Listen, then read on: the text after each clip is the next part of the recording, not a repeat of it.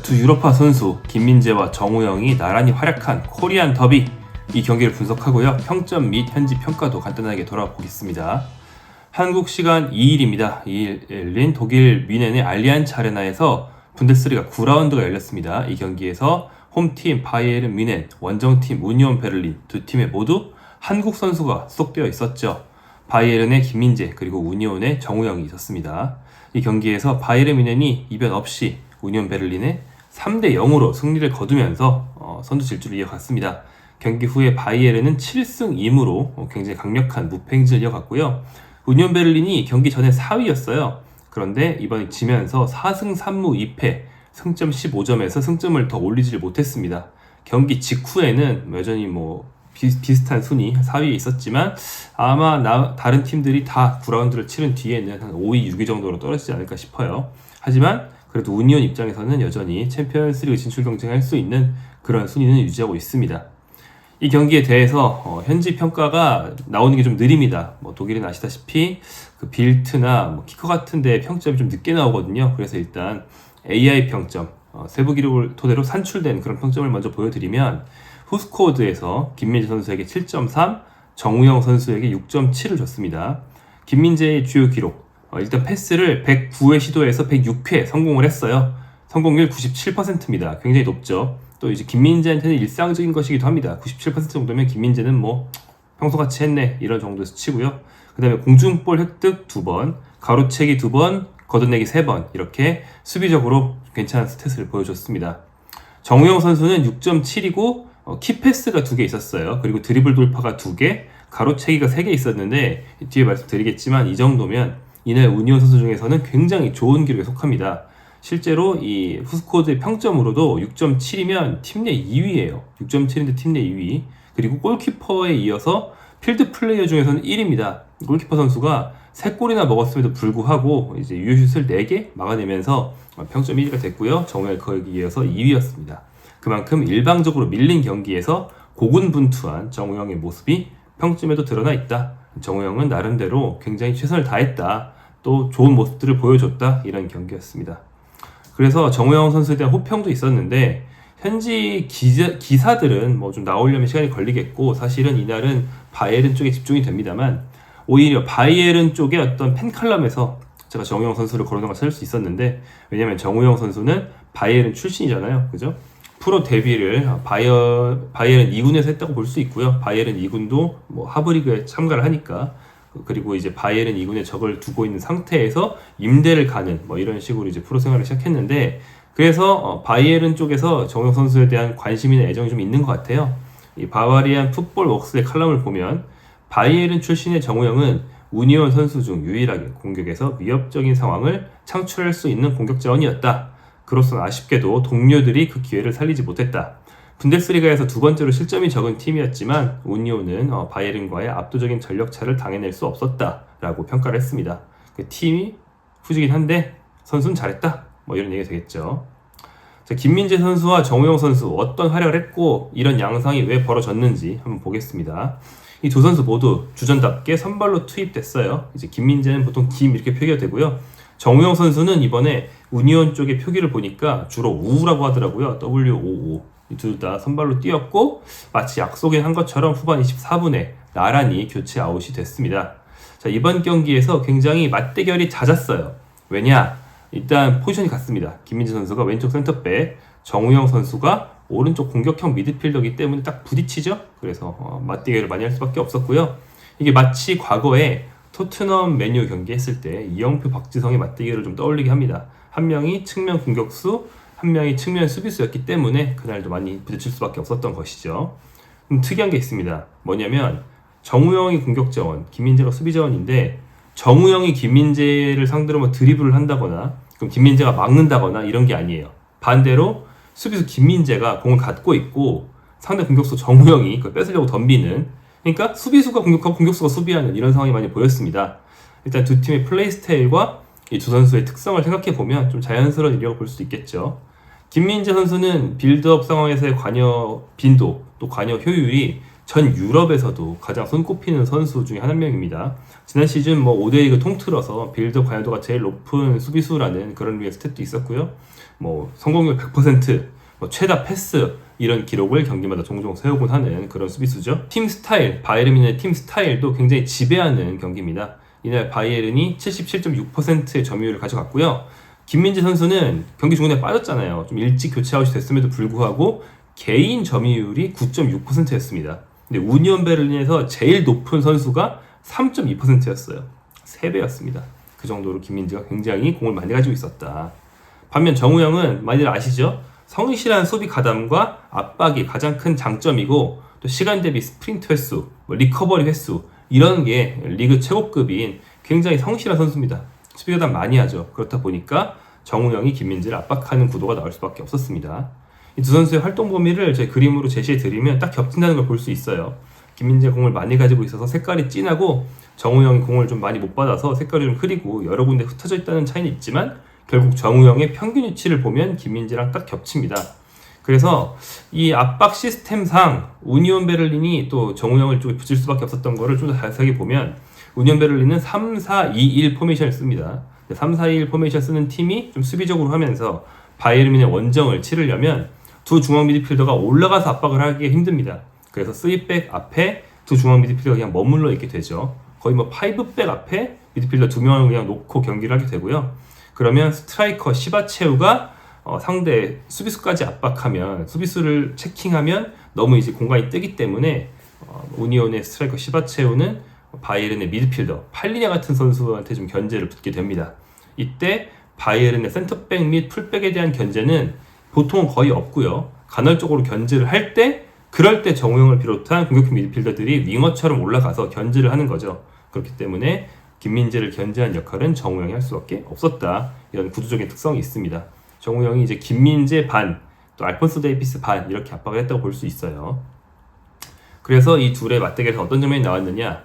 예전에 뭐 이영표 선수가 기습적으로 압박을 해서 박지성 선수가 실수를 하고 공을 흘리고 뭐 거기서 볼이 나고 이런 상황들이 있었죠. 근데 이번에 좀 달랐습니다. 김민재 선수가 정우영 선수의 압박이 크게 당하지 않았고요. 원래 좀 발기술이 투박하다는 이미지가 있잖아요. 그러니까 패스는 정확하게 하지만 뭐 공을 유리하게 다루지 못한다 이런 이미지가 있는데 이번 경기 좀 재밌는 게 부드럽게 잘 빠져나갔습니다. 그러니까 전반 6분에 김민재 선수가 공을 잡았을 때 정우영이 기습적으로 덤벼들어서 공을 빼앗으려고 하는 그런 모습이 있었거든요. 정우영 선수가 이렇게 강하게 나왔는데 김민재 선수가 약간의 그 발재간 탈압박 기술을 써서 빠져나가는 장면이 있었어요. 저도 김민재 선수 이런 모습 많이 못 봤습니다. 또 전반 추가 시간에도 그랬는데 정우영 선수가 바짝 붙어서 김민재 선수가 퍼스트 터치를 할 때부터 압박을 하려고 하니까 김민재 선수가 퍼스트 터치를 발 뒤꿈치로 하면서 바로 턴하면서 받더라고요. 저는 김민재 선수가 이렇게 받는 것도 거의 본 적이 없거든요. 근데 이제 압박이 들어오니까 약간 발기술을 좀 보여주면서 빠져나가는 그런 재밌는 모습이 있었습니다. 어떻게 보면 또 정우영 선수가 그만큼 압박을 잘했으니까 김민재 선수가 평소에 안 쓰던 재간을 썼어야 되는 게 아닌가 이런 생각도 들고요. 또 후반 17분에는 김민재 선수가 드리블을 한 장면도 있었습니다. 정우영을 뭐 1대1로 이렇게 돌파한 건 아니지만 퍼스트 터치를 받는 순간에 앞이 뚫려 있으면 김민재가 확 치고 나가는 그런 모습 나폴리 때 많이 봤죠? 그게 오랜만에 나왔는데 퍼스트 터치로 바로 속도를 붙여치고 나가면서 정우영을 돌파해서 왼쪽으로 쭉 치고 올라가는 그런 장면이 있었습니다. 결국에는 정우영이 맞고 김민재가 정우영을 계속 돌파하는 그런 재밌는 경기가 됐습니다. 이번 제가 말씀드린 김민재의 이 돌파는 꽤 유효했고요. 그 뒤로 이어진 패스가 팀의 괜찮은 공격 작업으로 연결이 됐습니다. 자, 김민재 선수의 경기를 좀 먼저 중점적으로 보죠. 김민재 선수와 다이오 우퍼메카노 선수의 센터백 듀오는 현재까지 분데스리가 3경기 무실점을 달리고 있는데요. 이게 놀랍게도 바이에른의 리그 3경기 연속 무실점이 2020년 5월 이후 처음이랍니다. 이게 무슨 얘기입니까? 2020, 21, 21, 22, 22, 24, 24, 24 4시즌 동안 없었다는 거예요. 3경기 무실점이. 바이에른이 리그 최강인데 어떻게 보면 그만큼 이 분데스리가 전체가 공격적인 어떤 플레이 스타일을 갖고 있다고 볼 수도 있고요. 근데 이제 김민재와 우프메카노가 뭐 불안하다 이런 소리 엄청 들었는데 지난 4년 동안 팀에 없었던 3경기 무실점 기록을 세웠다는 거 좀 아이러니한 일이기도 하고 뭐 현지에서의 좀 억가와 달리 김민재 우퍼메카노가 좀 잘해내고 있다라는 증거로도 어떻게 볼 수 있지 않을까 생각합니다. 김민재 선수가 결정적인 수비를 몇 개 해냈는데 대표적인 거는 이제 전반 32분 코너킥 수비 상황입니다. 이때 루즈볼이 바이에른 문전에 떨어져가지고 상대 선수가 잡아서 슛을 바로 코앞에서 했거든요. 김민재 선수가 각을 줄이기 위해서 다리를 이제 이 모양으로 딱 이렇게 딱 접는 그 블로킹 자세를 하고 몸을 딱 가까이 대가지고 블로킹을 완벽하게 해냈습니다. 그래서 실점 하나를 막아낸 그런 장면이 있었고요. 그걸 비롯해서 뭐 수비 장면에서 안정적으로 잘 처리하는 모습들이 있었습니다. 빌드업 측면에서는 아까 말씀드린 성공률뿐 아니라 이번 시즌 계속 눈에 띄어왔고 이번 경기 특히 좀 돋보였던 건 알폰소 데이비스와의 호흡입니다. 사실 지난 시즌에는 데이비스 개인적인 컨디션도 안 좋았고 김민재랑 데이비스랑 엄청 안 맞았거든요. 김민재가 좀 스루 패스처럼 주면 데이비스는 뒤에서 받으려고 하다가 안 맞고 잘해야 되나? 뒤로 주려고 그러면은 데이비스도 올라가고 있고 호흡이 엄청 안 맞았는데 이번 시즌 콩파니 감독이 주련을 잘한 면도 있고 데이비스가 좀 약간 FA 로이드로 본인이 정신을 좀 차린 것도 있는 것 같고 잘 맞습니다. 그래서 김민재가 데이비스한테 주는 약간의 전진 패스성의 측면으로 벌리는 패스 이게 굉장히 팀의 공격 템포를 살리는데 도움을 많이 주고 있습니다. 여기서 나온 이날의 명장면이 있죠. 이날 바이에른의 3골 중에서 제일 멋있는 게 두 번째 골이었는데 어떻게 나왔냐. 김민재가 왼쪽으로 평소처럼 전개를 해줍니다. 그러면은 데이비스가 좋은 리듬에서 받고 바로 치고 올라가면서 왼쪽을 쭉 뚫어줬어요. 그리고 데이비스가 많이 올라간 다음에 케인한테 패스를 줬고 케인이 약간 내려와서 받는 동시에 원터치로 풋백 라인, 상대 3백 라인 사이를 딱 찔러서 코망에게 스루 패스를 줬습니다. 코망이 이걸 멋지게 마무리하면서 멋진 득점이 나왔고요. 이때 정우영 선수는 사실은 이제 바이에른이 이렇게 좋은 패스워크를 하면 할 수 있는 게 없는 거죠. 그래서 정우영을 지나치는 김민재에게서 알폰소 데이비스로 가는 좋은 패스가 있었다. 이게 골까지 이어지면서 이 듀오의 모습, 왼쪽 측면 호흡을 맞추는 주전 듀오의 모습이 갈수록 더 기대를 모으고 있다는 점 좀 고무적입니다. 정우영 선수 뭐 당하기만 한 건 아니죠. 정우영 선수 상당히 잘했다고 말씀드렸던 것처럼 몇 가지 하이라이트 필름이 있었습니다. 우니온 베를린의 가장 좋았던 득점 기회 중에 하나를 정우영이 만들어냈는데 전반 31분에 우니온이 모처럼 역습기회를 잡았어요. 이때 정우영이 절묘하게 알폰소 데이비스를 이제 뿌리치면서 뒤쪽으로 싹 돌아 들어갑니다. 그걸 보고 동료의 스루 패스가 잘 들어갔고요. 이 단 한 번의 패스와 침투로 정우영이 바이에른 포백 뒤로 딱 들어가면서 수비를 한번 허물었어요. 부랴부랴 달려온 데이비스가 뭐 발을 뻗기 전에 정우영이 중앙으로 좀 컵백에 가까운 패스를 줬는데 이건 무산됐고 근데 여기서 흘러나온 걸 정우영이 다시 잡아서 또 크로스로 올렸을 때는 동료가 헤딩슛까지 했습니다. 견제를 받아가지고 좀 멋있는 슛은 못 됐지만요. 정우영이 좀 잘 뚫는 모습도 있었고 그걸 비롯해서 좀 활발한 모습 공격면에서 보여줬습니다. 딱 기억나는 수비 중에 뭐 알폰소 데이비스랑 코망이라는 어려운 굉장히 빠른 상대들을 열심히 막았고 코망한테 가는 패스를 인터셉트하는 모습도 있었어요. 정우영은 공수 양면에서 활발한 그런 모습 보여줬습니다. 감독이 보스벤송 감독이 정우영 선수에게 좀 만족하고 있었다는 방증이 뭐냐면 지고 있을 때 좀 일찍 교체 카드를 2장 썼거든요. 근데 3톱 중에서 정우영만 남기고 나머지 2명을 딱 바꿨습니다. 그걸 보면서 정우영은 그래 좀 써보려고 하는구나. 정우영 빼고 나머지 2명한테 더 불만이 많구나 라는 걸 짐작을 할 수가 있었던 것이죠. 이렇게 김민재랑 정우영이 상당히 준수한 모습으로 코리안 더비를 했다면 근데 이 경기의 주인공은 또 따로 있긴 합니다. 간단하게 얘기를 해보면 당연히 해리 케인이죠. 왜냐면 해리 케인이 2골 1도움을 했기 때문입니다. 그러면서 9라운드까지 11골 5도움 공격 포인트 16개로 거의 뭐 경기당 공격 포인트 2개에 육박하는 그런 엄청난 모습 보여주고 있고요. 이 선수 챔피언스 리그에서도 3경기 5골로 득점 1위입니다. 물론 첫 경기에 더 몰아치긴 했지만 아무튼 득점 1위예요. 두 대회 득점 1위를 달리는 모습 지난 시즌과 똑같고요. 뭐 굉장히 압도적인 모습 보여주고 있습니다. 근데 해리 케인이 놀랍게도 지난 시즌 해리 케인보다는 초반 페이스가 조금 떨어진다고 그래요. 지난 시즌 해리 케인은 초반에 정말 좀 미쳤었죠. 자, 바이에른에 다가오는 과제는 벤피카전입니다. 리그는 수능하고 있죠. 1위를 달리고 있지만 챔피언스 리그에서는 1승 2패, 최근 2연패로 상당히 부진해요. 이번 벤피카전을 반드시 잡아야 한다라는 현재에서의 압박이거든요. 홈경기입니다. 그래서 경기 후에 이번 우니온전 경기 후에도 콩파니 감독한테 현지 매체들이 뭐 오늘 경기 얼마나 좋았습니까? 이런 말보다 이제 벤피카전이 다가오는데 어떻게 준비하실 겁니까? 좀 쫄리시죠? 약간 요런 류, 의역하자면 요런 류의 질문들을 했다고 해요. 그러니까 청산유수로 콩파니 감독이 요즘 대답을 잘하죠. 말 굉장히 잘하거든요. 그렇게 대답을 했습니다. 바이에른에서는 매경기 압박감이 원래 있다. 나는 경기 외적인 문제 신경 쓰지 않는다. 경기 내적인 문제만 신경 쓴다. 그리고 대회 방식 바뀌었다. 이제 조별리그가 아니고 전체 큰 풀리그처럼 하는 그 리그 페이지잖아요. 그래서 대회 방식이 바뀌었기 때문에 한 경기에서 진출이나 탈락이 그렇게 결정되지 않는다. 이건 그냥 경기 중에 하나일 뿐이다. 이렇게 청산유수로 잘 대답을 했습니다. 말만 잘하는 게 아니고 이번 경기에서는 성과를 보여주긴 보여줘야겠죠. 그렇다고 해서 뭐 저도 된다는 말은 아닙니다. 지면 1승 3패가 되기 때문에 굉장히 불안해지죠. 자, 김민재 선수한테도 벤피카전 준비 굉장히 중요합니다. 현재까지 김민재는 컵 대회 포함해서 14경기 모두 선발로 뛰고 있는데요. 이런 선수는 팀 내에서 김민재, 요주와 키미 딱 2명밖에 없습니다. 그런데 키미는 전 경기 풀타임이라 더 힘들고 김민재는 그래도 자주 빠지긴 해요.